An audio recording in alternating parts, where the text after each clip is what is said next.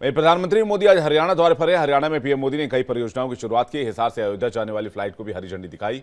तो यमुनानगर में मंच से बटन दबाकर 800 मेगावाट के थर्मल पावर प्लांट की यूनिट और कंप्रेस्ड बायोगैस प्लांट का शिलान्यास किया।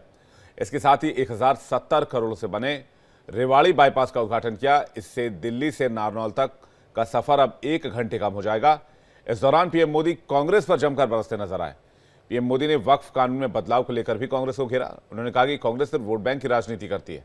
पीएम ने कहा कि कांग्रेस की कभी नीयत ही नहीं रही कि वो किसी का भला कर सके। पीएम ने लोगों से अपील की कि वो कांग्रेस के झूठे वादों में ना आए।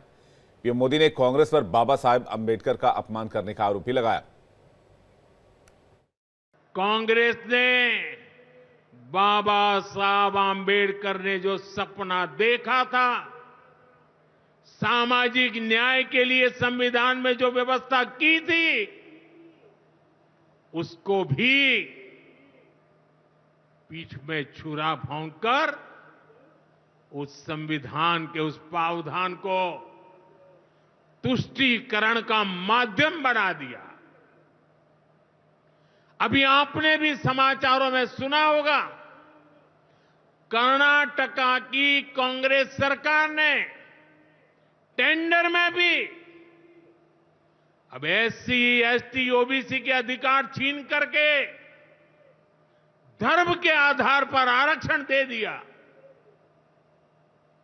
जबकि संविधान में बाबा साहब आंबेडकर ने साफ साफ शब्दों में चर्चा में कहा था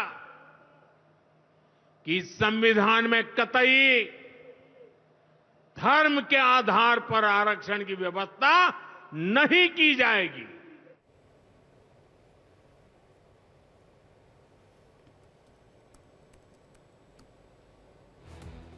तो आपको बता दें कि प्रधानमंत्री नरेंद्र मोदी कर्नाटक के उस आरक्षण की बात कर रहे हैं जिसमें सरकारी ठेकों में मुसलमानों को 4% का आरक्षण दिया गया है और उसे ही लेके प्रधानमंत्री नरेंद्र मोदी निशाना साधते नजर आए कांग्रेस पार्टी के ऊपर। इसके अलावा कांग्रेस पार्टी को भी घेरा और साथ ही उन्होंने कहा कि कांग्रेस पार्टी ने कभी किसी का भला सोचा ही नहीं। वक्फ बोर्ड को लेकर भी आज प्रधानमंत्री हिसार में खुलकर बोलते नजर आए। उन्होंने कहा कि देश में मुसलमानों को गुमराह किया जा रहा है।